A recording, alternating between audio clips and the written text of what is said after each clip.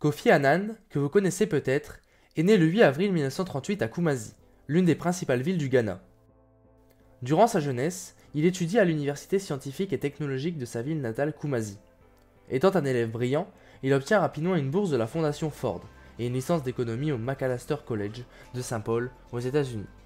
Ayant obtenu son diplôme en 1961, il poursuit son parcours en intégrant l'Institut des hautes études internationales de Genève, où il acquérira un diplôme de 3e cycle en économie en 1962.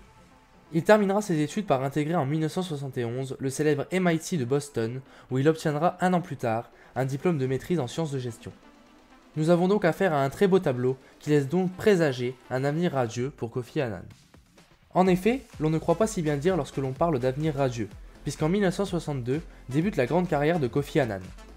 Il intègre cette année-là l'Organisation des Nations Unies et commence à travailler pour l'OMS, l'Organisation mondiale de la santé, en tant que fonctionnaire d'administration et du budget.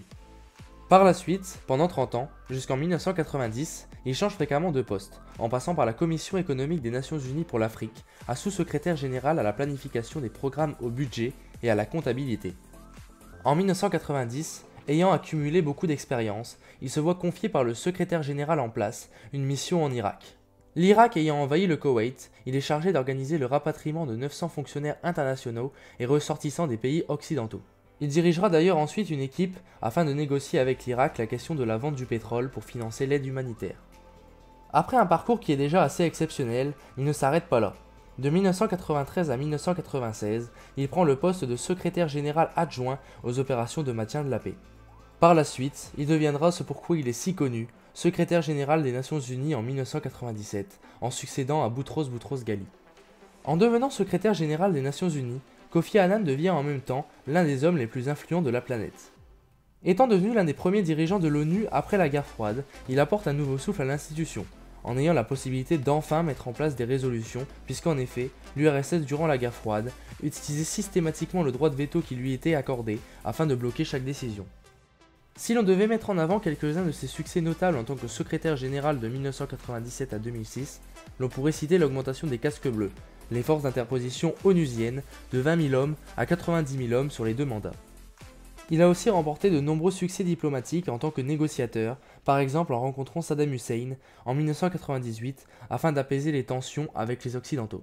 Il aura aussi lancé sous ses mandats 15 interventions en faveur de la paix dont certaines ont fonctionné, à l'exemple de celle au Timor oriental. Ce que l'on doit surtout à Kofi Annan durant son passage à la tête de l'ONU, c'est la mise en avant de principes qui ont amené des changements importants à l'échelle internationale. Par exemple, la mise en place du droit d'ingérence, qui donne la possibilité à l'ONU d'intervenir dans les affaires intérieures d'un État lorsque sa population est menacée. Il apportera aussi une représentation plus juste de tous les États à l'ONU. Pour finir, des institutions sont aussi créées sous ses mandats, comme la Cour pénale internationale en 1998, ou encore une commission de la consolidation de la paix. Pour parachever sa réussite et son long parcours avec l'ONU, il reçoit en 2001 le prix Nobel de la paix, avant de tirer sa révérence en 2006 en quittant son poste de secrétaire général.